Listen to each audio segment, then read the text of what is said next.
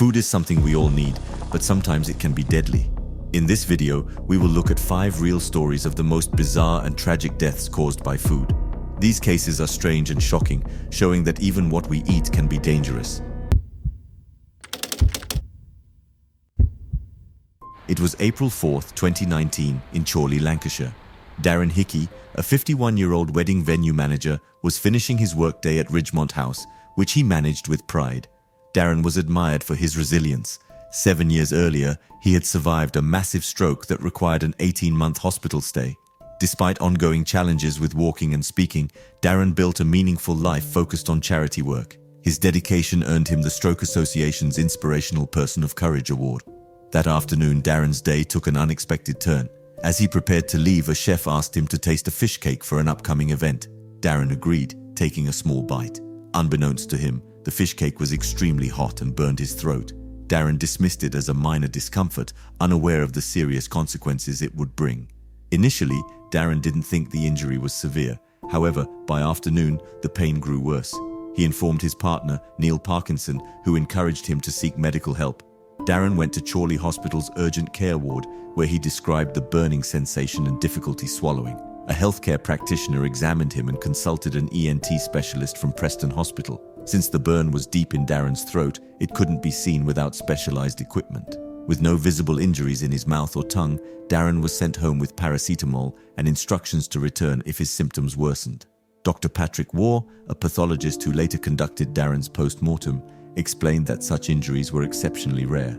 Burns to the throat is usually seen in cases involving extreme heat from industrial accidents or fire inhalation. Because the swelling caused by these burns develops slowly, symptoms may seem manageable initially but become life-threatening over time. This delay made Darren's condition difficult to identify and treat. Later that evening, Darren tried to rest at home, but his throat continued to swell. Around 9:45 p.m., Neil heard alarming sounds and found Darren choking and struggling to breathe. Neil tried to help, but Darren collapsed. In a panic, Neil called for an ambulance. Unfortunately, a delay in locating their address added about 5 minutes to the emergency response.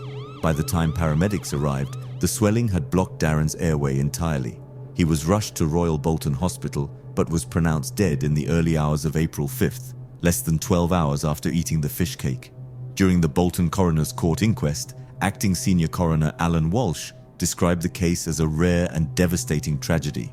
Dr. Waugh testified that the burn caused Darren's voice box to swell, which ultimately blocked his breathing. He noted the difficulty in diagnosing the injury, given the absence of visible burns in Darren's mouth. The coroner also raised concerns about Darren's care at Chorley Hospital. While acknowledging the unusual nature of the injury, he stressed the importance of thorough evaluations and advanced diagnostic tools in similar cases. Representatives from GTD Healthcare and NHS Greater Preston Clinical Commissioning Group assured the court they would review the incident to prevent future occurrences.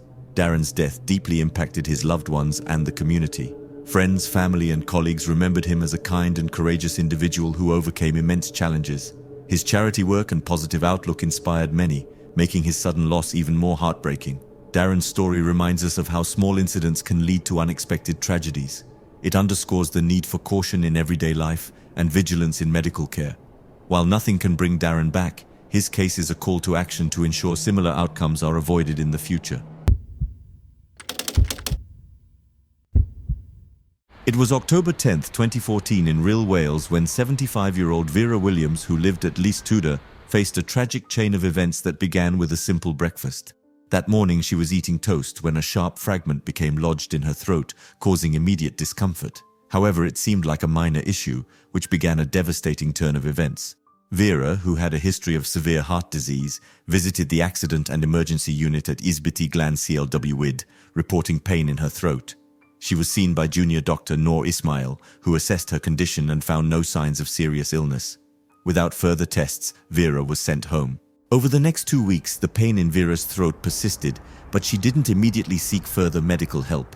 On October 23rd, she returned to the hospital and was examined by Dr. Adedeji Adeleke.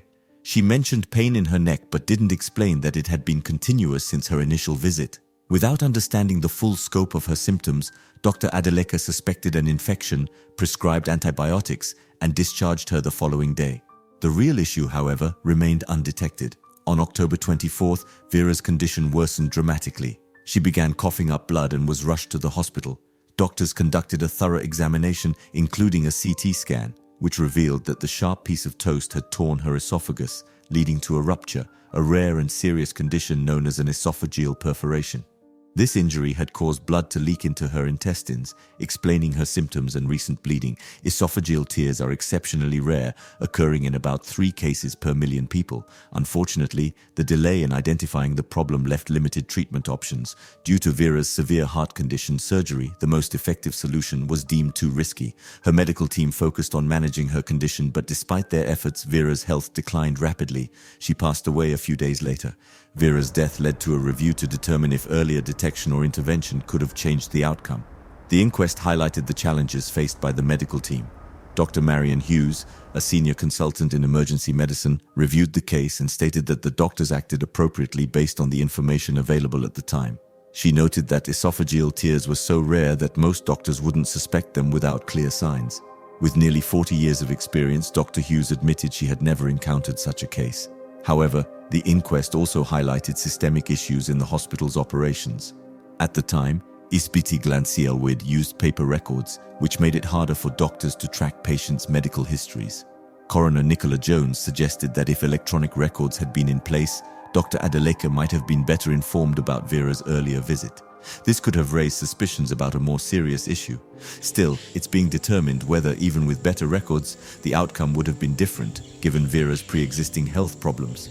The case of Vera Williams is a heartbreaking example of how an everyday activity, like eating breakfast, can unexpectedly lead to severe consequences. Her story also highlights the importance of clear communication between patients and doctors. If Vera had mentioned the ongoing nature of her symptoms during her second visit, it would have led to more thorough investigations.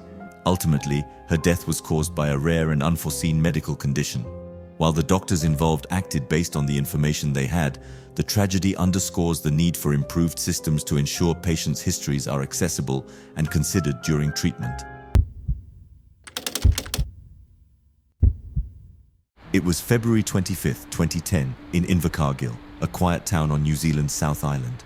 Christopher Hodgkinson discovered his partner of 15 years, Natasha Harris, slumped against the bathroom wall. She was struggling to breathe, her breaths shallow and labored. Despite attempts to save her, Natasha passed away from cardiac arrest. She was only 30 years old. Natasha left behind 8 young children and a partner grieving her loss. Her death revealed a troubling dependency, not on drugs or alcohol, but on Coca-Cola. Natasha's addiction began in her teenage years. Over time, her soda consumption escalated to 10 liters a day, equivalent to 18 pints. This amount exceeded the recommended daily sugar intake by more than 11 times and doubled the safe caffeine limit. Her daily routine revolved around Coke, starting her day with a glass and ending it the same way. Without it, she suffered withdrawal symptoms like irritability and trembling. Her mother-in-law, Vivian Hodgkinson, described how Natasha became extremely agitated if Coke was unavailable. For years, Natasha experienced various health issues, including fatigue, nausea, and heart palpitations. She vomited multiple times a week and struggled with energy levels. However, neither she nor her family connected these symptoms to her Coke consumption, attributing them to stress or unrelated health problems. The effects of her habit were devastating. Natasha's teeth decayed completely and had to be removed, a direct result of the high sugar content in her diet. One of her children was born without tooth enamel, which doctors linked to Natasha's soda intake during pregnancy. Internally, her body suffered severe damage. An autopsy showed her liver was enlarged with fatty deposits caused by excessive sugar. She also had hypokalemia, a condition marked by dangerously low potassium levels which can cause heart issues. Pathologist Dr. Dan Mornin explained that her symptoms, muscle weakness, fatigue, and vomiting, were consistent with this condition. Her caffeine consumption also contributed to her irregular heartbeat, which ultimately led to her death. On the day she passed, Natasha didn't appear alarmingly unwell, though she complained of feeling unwell. Later, Christopher found her unresponsive in the bathroom. Despite calling for help, paramedics were unable to save her. An inquest into Natasha's death highlighted the extreme impact of her soda addiction. Coroner David Crerar concluded that her excessive Coke intake played a significant role in her cardiac arrest. He stated her death was unlikely to have happened when it did and how it did, without her extreme soda consumption. The combination of sugar and caffeine caused serious metabolic imbalances, including hypokalemia. Health experts noted that consuming up to 8 liters of liquid daily can be harmful. even without factoring in sugar and caffeine. Coca-Cola Oceania expressed disappointment in the findings, arguing there was no consensus on the exact cause of Natasha's heart attack and stating they could not control how much of their product consumers choose to drink. In response, the coroner recommended actions to prevent similar cases. He urged Coca-Cola to include caffeine on labels and add warnings about excessive consumption. He also called on the New Zealand Ministry of Health to consider stricter regulations on caffeinated beverages. However, some experts doubted whether warning labels would have changed Natasha's behavior. Catherine Rich of the NZ Food and Grocery Council noted that Natasha also smoked heavily and ignored medical advice for other health issues, suggesting broader lifestyle factors contributed to her death. Family members described Natasha as a loving mother who prioritized her children above all else, often at her own expense. She skipped meals to ensure her kids had enough and spent weeks planning their birthdays to make them special. Her sister, Raylene Finlayson, shared how Natasha's dependency on Coke became a coping mechanism in a difficult life. Struggling with feelings of being trapped and hopeless, she used Coke as others might turn to alcohol or drugs, for comfort. After her death, Natasha's partner struggled to care for their children, who were eventually placed into state care. Christopher faced additional challenges, including legal issues and financial strain. Natasha Harris's story is a warning about the dangers of unchecked habits. Her family hopes her tragic death will raise awareness about the potential risks of excessive soda consumption and the broader struggles tied to dependency. It was July 20th, 2022, in Mumbai, India, a city teeming with life. For 27-year-old Rekha Nishad, life wasn't without struggles, but she faced them with resilience. She lived in a modest home in Malad West Pascal Wadi area with her husband and brother-in-law. The family led a simple life, managing the everyday challenges of urban living. For weeks, their home had been plagued by a persistent rat problem. Determined to address it, Rekha came up with what she believed was an effective solution. She injected poison into a few tomatoes, intending to use them as bait for the pests. That evening, Rekha returned home after a tiring day. Hoping for a quick and comforting meal, she prepared instant noodles. Her favorite TV show played in the background as she cooked, providing a rare moment of relaxation. Distracted by the show, Rekha accidentally picked up one poisoned tomato and added it to her noodles. Oblivious to the danger, she stirred the pot and finished cooking. Rekha sat down to eat, unaware of the mistake. After her meal, she began to feel unwell. At first, she thought it was an upset stomach, perhaps from something else she had eaten. However, her symptoms rapidly worsened, with intense nausea and severe discomfort setting in. Her husband and brother-in-law soon realized the seriousness of her condition and rushed her to Shatabdi Hospital. Despite the doctor's efforts, the damage from the poison was too extensive. Rekha's health deteriorated rapidly, and on July 22nd, just 2 days after the incident, she passed away. Her sudden death left her family devastated. The police launched an investigation into the tragedy. Rekha had managed to explain what had happened before her condition worsened. She told authorities that she had poisoned the tomatoes for the rats and accidentally used one while cooking.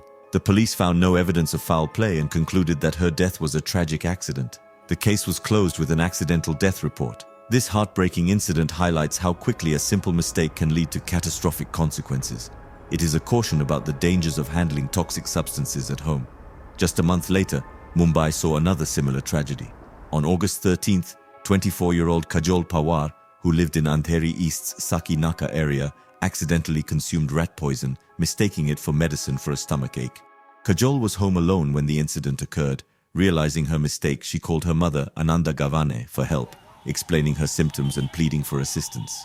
Her mother and brother rushed to her side and took her to a nearby private hospital. However, her condition required specialized care.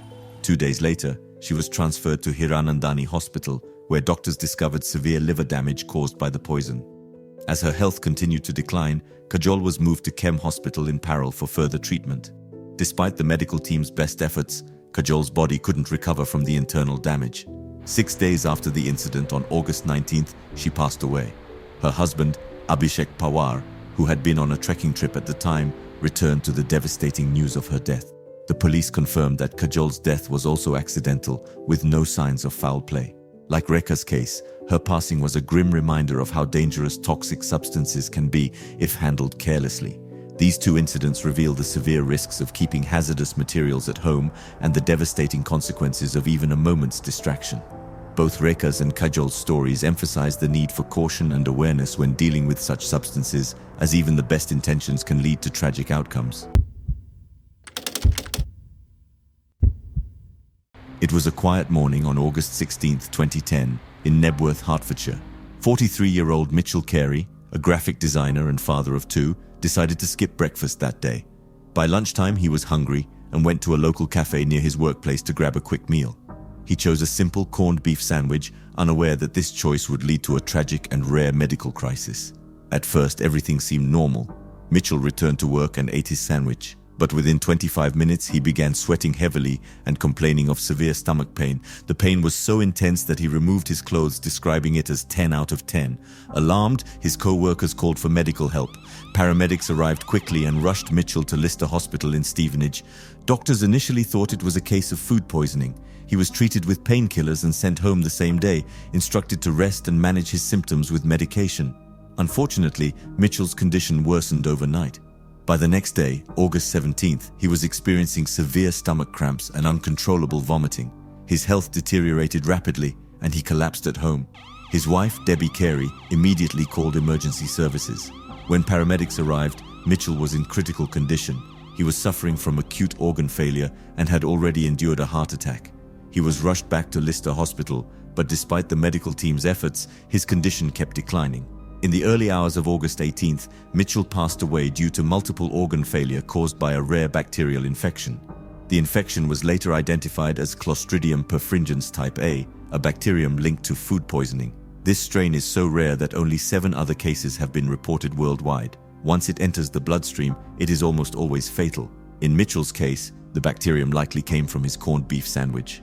Doctors explained that the rapid onset of symptoms, within just 25 minutes of eating, strongly suggested the sandwich was the source.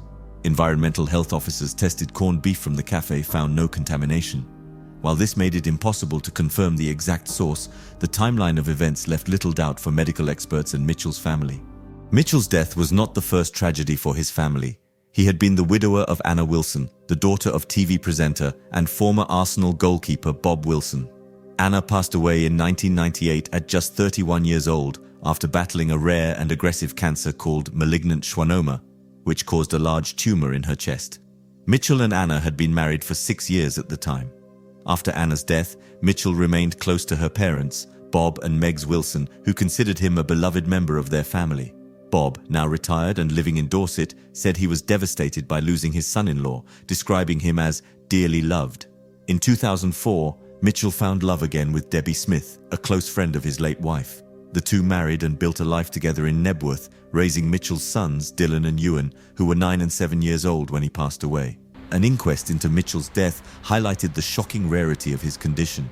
Coroner Edward Thomas called it an extremely rare case and said details would be shared with the Department of Health to raise awareness about the dangers of Clostridium perfringens type A. The official cause of death was ruled as multiple organ failure due to intravascular coagulation and enterocolitis caused by the bacterial infection.